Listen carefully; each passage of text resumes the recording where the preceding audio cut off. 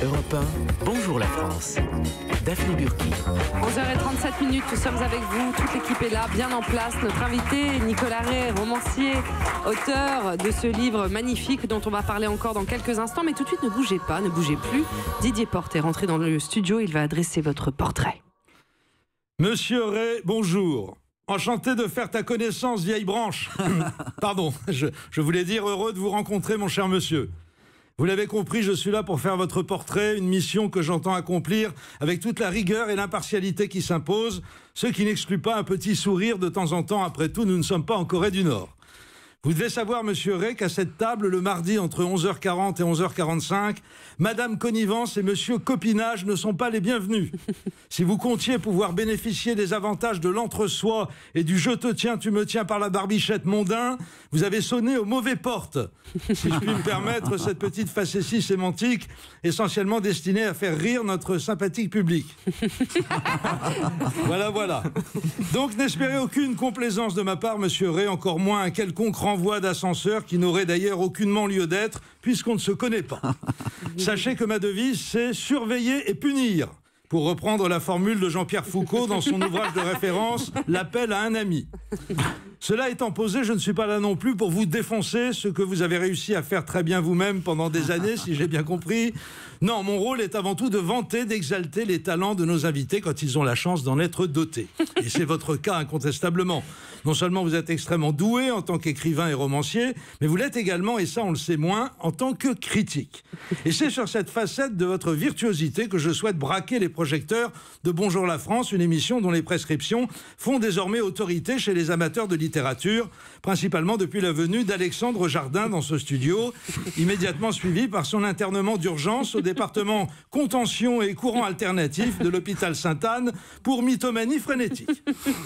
Figurez-vous qu'en rangeant des vieux journaux, je suis tombé complètement par hasard sur une de vos critiques publiées dans VSD il y a une quinzaine d'années que j'ai trouvée absolument épatante. Vous y faisiez l'éloge amplement mérité, semble-t-il, d'un chroniqueur radiophonique qui venait de publier un recueil de ses billets et dont l'identité nous importe peu. On va l'appeler Perlimpinpin. Voilà. Car c'est de votre critique que j'entends faire la critique, bien sûr. Une critique que vous aviez intitulée « Il est libre, Perlimpinpin » et qui commençait comme ceci. « Il est 12h07, le monde libéral s'arrête. La radio gagne en qualité d'écoute. Le public se rapproche des mots de Perlimpinpin. Les auditeurs aussi. Ils vont vivre le petit rêve d'une grande révolution. » Le petit rêve d'une grande révolution, très jolie formule qui donne envie d'en savoir plus et qui n'appelle qu'un seul commentaire. Quel plaisir de vous lire. Vite, la suite. Perlimpinpin réajuste ses lunettes. Toujours le même geste. En voiture, on monte le son. Sous la douche aussi. Celui qui a la chance de faire l'amour avec une fille de 28 ans aux alentours de midi, fin l'éjaculation à 12h05, histoire de ne pas rater le début de la chronique. Alors ça, il fallait y penser, hein. Vous êtes un sacré polisson, monsieur Ray. Je reviens à votre texte, quel régal. Perlimpinpin se lance. Je croise les bras et plisse les yeux en souriant. Je suis heureux. Je vais avoir ma dose, mon shoot de liberté pour la journée. Tout est écrit à la virgule près. Voilà pourquoi ces chroniques résistent à la publication. On redécouvre la qualité littéraire de ses accroches, la violence souvent justifiée de ses prises de position et la perfection de ses chutes. Yes! Ah, quelle verve, quel talent, ce Nicolas Ray. Elle est vraiment extra, cette critique, hein? Pardon? Un peu trop élogieuse? Non, je ne trouve pas. Non, elle est plutôt nuancée. Surtout, j'ai l'impression qu'elle ne fait que décrire la réalité. Je continue. Pourquoi j'aime autant Perlimpinpin? Parce qu'il me rappelle l'intégrisme fou de mes 17 ans.